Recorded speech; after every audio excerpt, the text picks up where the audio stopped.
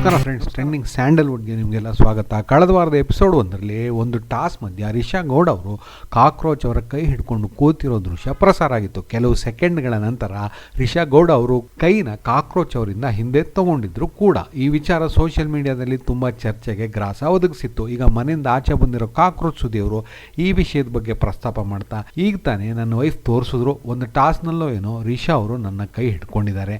ನಾನು ನಿನ್ನೆಯಿಂದ ಇದನ್ನು ಜ್ಞಾಪಕ ಮಾಡ್ಕೋತಾ ಇದ್ದೀನಿ, ಈ ಹುಡುಗಿ ನನ್ನ ಕೈನ ಯಾವಾಗ ಹಿಡ್ಕೋತು ಅಂತ. ಅವರು ಹಿಂಗೆ ಕೈ ಕೊಡೋಕೆ ಬಂದಿದ್ದಾರೆ, ಹಾಗೆ ಏನೋ ಅದು ತೊಡೆಗೆ ಟಚ್ ಆಗಿದೆ. ನನಗಿದು ನಿಜವಾಗ್ಲೂ ನೆನಪಿಲ್ಲ.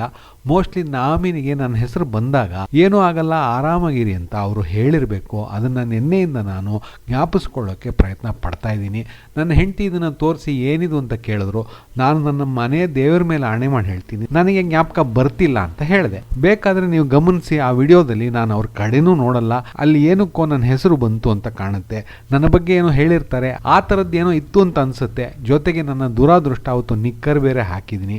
ನಾನು ನನ್ನ ಹೆಂಡತಿಗೆ ಹೇಳಿದ್ದು, ನಾನು ಜ್ಞಾಪಿಸ್ಕೊಂಡು ಬೇಕಾದ್ರೆ ಹೇಳ್ತೀನಿ, ಬೇಕಾದ್ರೆ ಹೋಗಿ ಹುಡುಕೋ, ಏನಾದರೂ ಸಿಕ್ಕಿದ್ರೆ ನೋಡ್ಕೊ ಅಂತ ಹೇಳಿದೆ.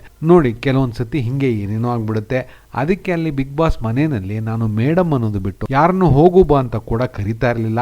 ನಾವು ಸಿನಿಮಾದವರಿಗೆ ಚಿನ್ನ ಅಂತ ಹೇಳಿ ಅಭ್ಯಾಸ ಆಗಿಬಿಟ್ಟಿರುತ್ತೆ. ನನ್ನ ವೈಫ್ಗೆ ಅದೊಂದು ಗೊತ್ತು, ಯಾಕೆಂದರೆ ನಮ್ಮ ಅಸಿಸ್ಟೆಂಟ್ಗಳು, ಡ್ರೈವರ್ಗಳು ಫೋನ್ ಮಾಡಿದಾಗ ಹೇಳು ಚಿನ್ನ ಅಂತ ಮಾತಾಡಿಸ್ತೀವಿ. ಹೊರಗೆ ಮಗ ಅನ್ನೋ ಪದ ಬಳಸೋ ಥರ ಸಿನಿಮಾ ಸರ್ಕಲ್ನಲ್ಲಿ ಚಿನ್ನ ಅನ್ನೋದು ಕಾಮನ್. ಯಾಕೆ ಅಂತಂದರೆ ನಮಗೆ ಹೆಸರುಗಳು ನೆನಪಾಗಲ್ಲ, ಅವ್ರಿಗೆ ಹರ್ಟ್ ಆಗಬಾರ್ದು ಅಂತ ಕಾಮನ್ ಆಗಿ ಚಿನ್ನ ಅಂತ ತೊಗೊಂಡ್ಬಿಡ್ತೀವಿ. ಅದಕ್ಕೆ ಅದನ್ನು ಎಲ್ಲರೂ ಬಳಸ್ತಾರೆ. ಜೊತೆಗೆ ಅದು ಪ್ರೀತಿನೂ ಇರಬಹುದು.